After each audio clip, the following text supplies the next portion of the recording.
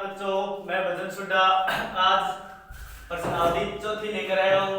दो चरों वाले रैखिक समीकरण एवं असमीका। आज हम बात करेंगे दो चरों वाले रैखिक समीकरण। असमीका 4.2 में है, 4.1 में दो चरों वाले रैखिक समीकरण है।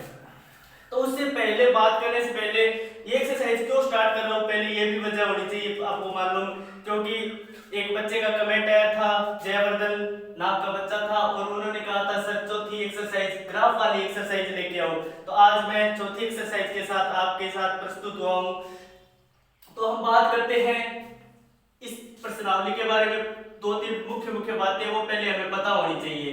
तो अगर देखो पहले गुणांक अनुपात की तुलना, अगर हमें a1 बटा a2, अब हमें पता होना चाहिए a1 बटा a2 ये होता है क्या, हमें दो समीकरण दी होगी, एक इस तरीके से a1 x plus b1 y plus बराबर में भी दी हो सकती है यानी c1, और ये होगी a2 x plus b2 y बराबर c2, ये दो समीकरण दी होगी।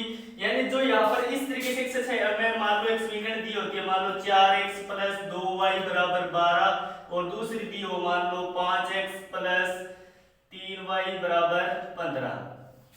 तो देखो a1 अपना 4 है, b1 2 है, c1 यानी प्लस का 12 इधर, तो पर ये इधर लेके आना पड़ेगा पहले, तो ये कितना हो जाएगा माइनस के 12 हो जाएंगे, और a2 कितना है 5 है, और b1 कितना है, b2 कितना है 3 है, और ये इधर आएगा तो कितना हो जाएगा c2 हो जाएगा अपना माइनस का 15। तो इस तरीके से जो ये x का गुणांक है, यहाँ पर x का गुणांक है वो a1 है, यहाँ पर y का गुणांक है वो b1 है, और जो अचर पद है कांस्टेंट है वो क्या है c1 है, और यहाँ पर कांस्टेंट है वो c2 है।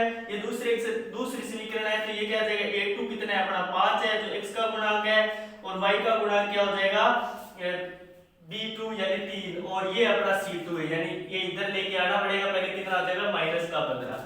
तो यहाँ पर देखो अगर a1 बटा a2 बराबर नहीं हो b1 बटा b2, तो क्या होगा, हल क्या होगा अपना अद्वितीय होगा, और युग्म अपना क्या होगा संगत होगा, और रेखाएं क्या होगी प्रतिच्छेदी। यानी इस समीकरण को हल करेंगे, ग्राफ बढ़ाएंगे, तो क्या है रेखाएं एक दूसरे को क्या करेंगी प्रतिच्छेद करेगी। इस टाइप से प्रतिच्छेद होता है काटना, यानी कहीं पर भी ये काटेगी, तो ये प्रतिच्छेद यानी एक दूसरे को रेखाएं है वो कहीं ना कहीं काटेगी, इसलिए रेखाएं क्या है एक दूसरे को क्या करेगी प्रतिच्छेद करेगी। इस तरीके का अगर बनता है तो गुणांक अनुपातों की तुलना है वो इस टाइप से होती है, तो हमारा क्या रेखाएं प्रतिच्छेद होगी, युग्म क्या होगा संगत होगा, और हल क्या होंगे अद्वितीय होंगे। अगर a1 बटा a2 बराबर b1 बटा b2 बराबर नहीं हो c1 बटा c2, यानी ये बराबर हो और ये बराबर नहीं हो, मान लो एक उदाहरण के तौर पर अगर ये 2 बटा 4, ये 3 बटा 6, और ये हो जाए 4 बटा 5, तो देखो इसको काटते हैं 1 बटा 2, और ये भी कितना होता है 1 बटा 2, और ये कितना होता है 4 बटा 5। तो देखो ये दोनों तो बराबर है, ये दोनों बराबर नहीं है, तो कहने का मतलब यहाँ पर क्या होगा, हल तो क्या होगा कोई हल नहीं होगा, और युग्म क्या होगा अपना असंगत होगा, और रेखाएं क्या होगी समांतर। तो हमें पता होना चाहिए समांतर रेखाएं कौन सी होती है। प्रतिच्छेद के बारे में तो पता चल गया कि एक दूसरे को काटेंगे। समांतर देख लो एक बार, समांतर देखो ये रेखाएं ऐसे जा रही है, मान लो ये AB रेखा है और ये अपनी क्या है CD रेखा है। अगर ये देखो यहाँ पर अपनी दूरी 2 सेंटीमीटर के बीच की दूरी है, तो यहाँ भी कितनी रहेगी 2 सेंटीमीटर की, और यहाँ भी कितनी रहेगी 2 की, और आगे भी चली जाएगी तो भी दूरी कितनी रहेगी 2 सेंटीमीटर। कहने का मतलब ये समांतर चलती जाएगी, इनका गैप कभी कम नहीं होगा।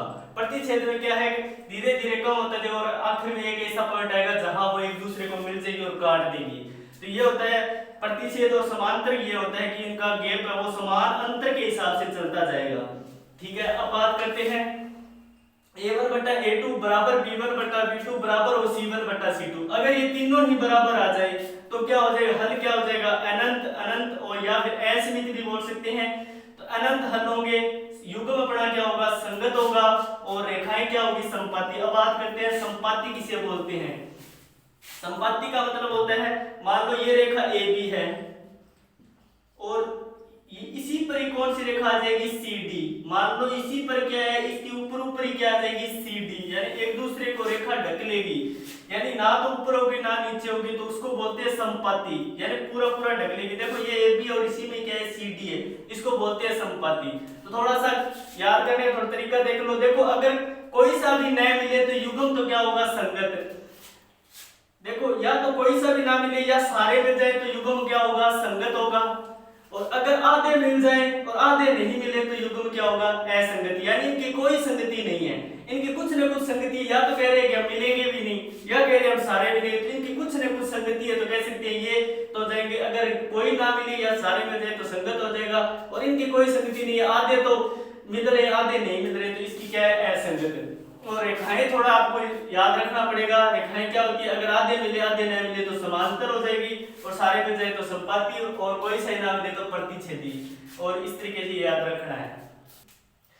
तो देखो बच्चों, मैं आपको क्वेश्चन पहले क्वेश्चन में पहला और चौथा दो ही करा रहा हूँ, बाकी दो नंबर और 3 नंबर क्वेश्चन रह गए, वो अपने आप से करके देख लेना। अगर नहीं होता हो तो मुझे कमेंट कर देना और बता देना कि ये क्वेश्चन नहीं हो रहा है, तो मैं बता दूंगा।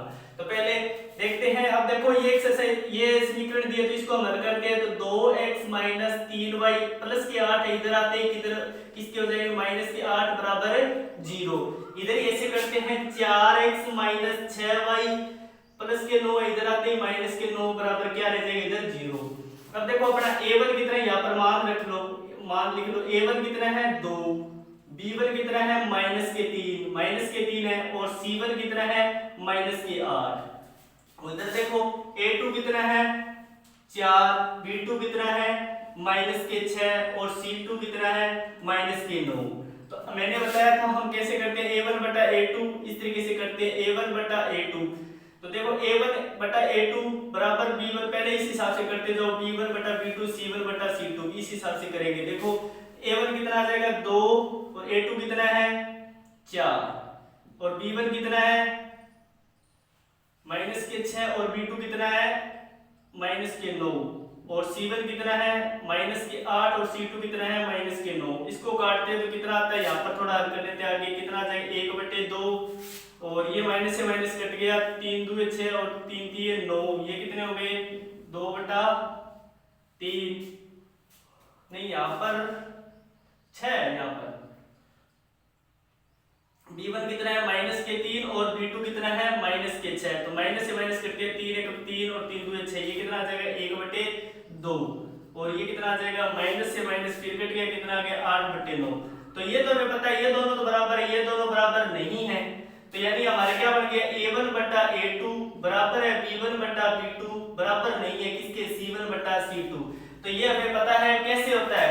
अगर क्या है, अब इसे पूछा क्या है, युग्म संगत है या असंगत है। तो देखो इसकी कोई संगति नहीं है, देखो आधे मिल रहे हैं आधे नहीं मिल रहे, तो इसके क्या हो जाएगा, युग्म पूछा है तो युग्म हो जाएगा संगत।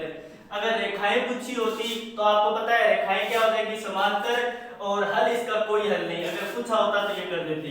अब बात करते हैं इसकी, यहाँ पर कितना है a1 कितना है 4/3, और b1 कितना है 2, और इसको इधर लेके आ जाओ, c1 कितना है माइनस के 8, प्लस का 8 इधर आते हैं माइनस का, और a2 कितना है 2, b2 कितना है 3, और c2 कितना है माइनस के 12।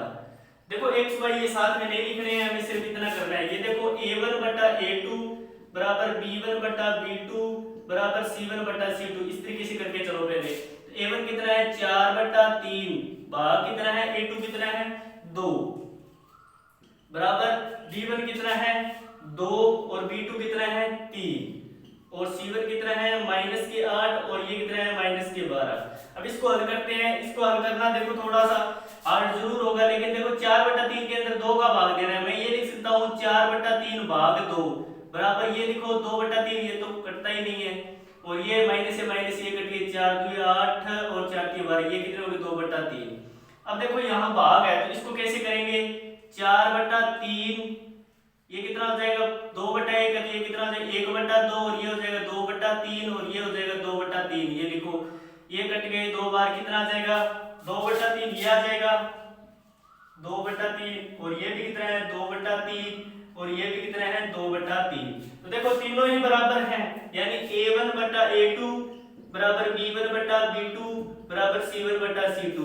तो यानी तीनों ही बराबर हो तो आपको पता है। तो अगर पूछा क्या है हल, युग्म पूछा है तो युग्म क्या आ जाएगा इसका संगत, और रेखाएं और वो पूछी हो तो वो भी हम कर सकते हैं। आगे वो इस हिसाब से कर लेना। तो हमारे ये 2 प्रश्न हो गए।